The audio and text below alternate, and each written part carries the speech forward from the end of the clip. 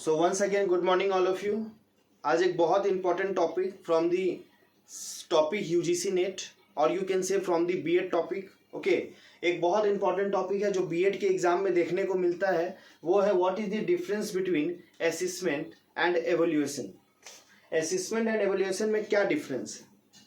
So the first point related to assessment, assessment is a process oriented. It means जब हम assessment का बात करते हैं तो हम उस प्रोसेस का बात करते हैं, ऑन गोइंग प्रोसेस का बात करते हैं।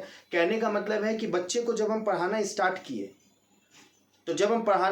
किए तो उस बीच जो एंडिंग रिजल्ट का हम बात नहीं करें, जब हम मेरा क्लास जब चल रहा है, जैसे अभी हम आपके साथ क्लास ले रहे हैं, तो उस चीज में हम बात करते हैं असेसमेंट का। लेकिन जब एवल्यूएशन का हम बात करें तो ये जो है ये प्रोडक्ट ओरिएंटेड होता है, यानी कि ये फाइनल रिजल्ट के बारे में बात करता है, आप पास हो या फेल हो, ये सिखाने के ऊपर बात करता है और ये सीधा फाइनल रिजल्ट के ऊपर में बात करता है।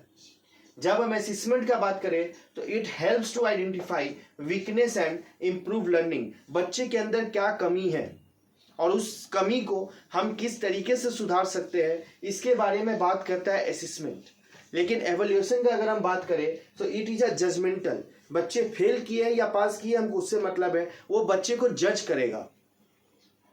नेक्स्ट अगर हम असेसमेंट के बारे में बात करें तो it is a formative assessment and evaluation is a summative assessment. Formative का मतलब क्या होता है? फॉर्मेटिव का मतलब होता है जैसे मान लीजिए आपका बच्चे को अगर एक क्लास 7 में अगर एक बच्चा है, उसका 4 बार यूनिट टेस्ट हो रहा है या पीरियोडिक असेसमेंट हो रहा है, तो वो आज पे आ जाएगा किसमें? एफए के अंदर।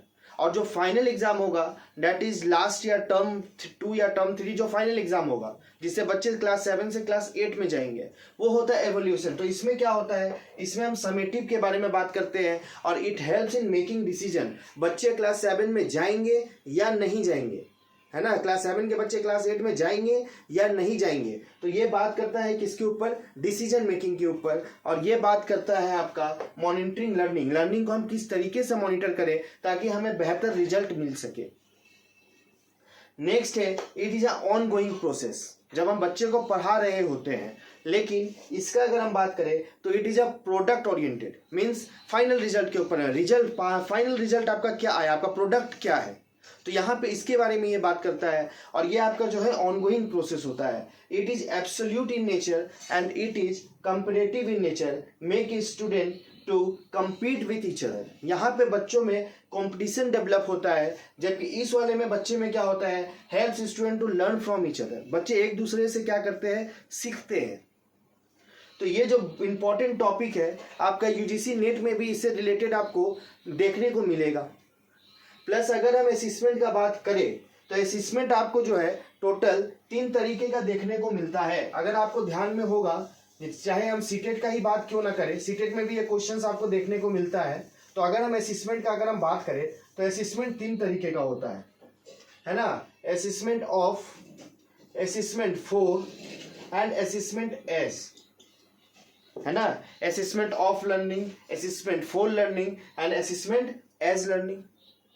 अब यहाँ पे बात रखिएगा कि जो असेसमेंट फॉर लर्निंग होता है ये सबसे बेस्ट होता है, क्योंकि यहाँ पे टीचर एंड स्टूडेंट दोनों एक्टिव होते हैं। ऑफ जो होता है ये जो है आपका किसके रिलेटेड होता है? ओनली टीचर से रिलेटेड होता है। और एस जो है ये आपका स्टूडेंट से रिलेटेड होता है।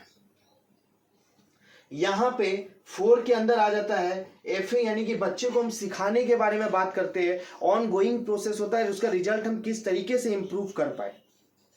इस वाले में अगर आप देखोगे तो ये आपका जो होता है समेटिव असेसमेंट के बारे में बात करता है, यानी कि फाइनल रिजल्ट के बारे में बात करता है।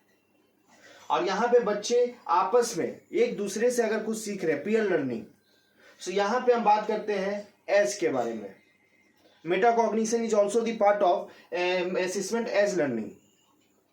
अगर आप सीटेट का तैयारी कर रहे हो, आपको ये टॉपिक जरूर से देख के जाना है, क्योंकि यहाँ पे सीटेट में प्रीवियस ईयर में आपको एक क्वेश्चंस देखने को मिलेगा जिसमें पूछता है कि बच्चे खाना बनाते बनाते नमक को टेस्ट कर रहे हैं कि उस खाने में नमक ठीक से मिला है या इसका स्वाद के अनुसार नमक है या नहीं है, तो वो किस लर्निंग में आएगा? तो आपको याद रखना है वो असेसमेंट फॉर लर्निंग में आएगा, क्योंकि बच्चे डूइंग कुकिंग, है ना, खाना बनाने के समय बच्चे क्या कर रहे हैं? उसको टेस्ट कर रहे हैं, यानी कि ऑन गोइंग प्रोसेस है।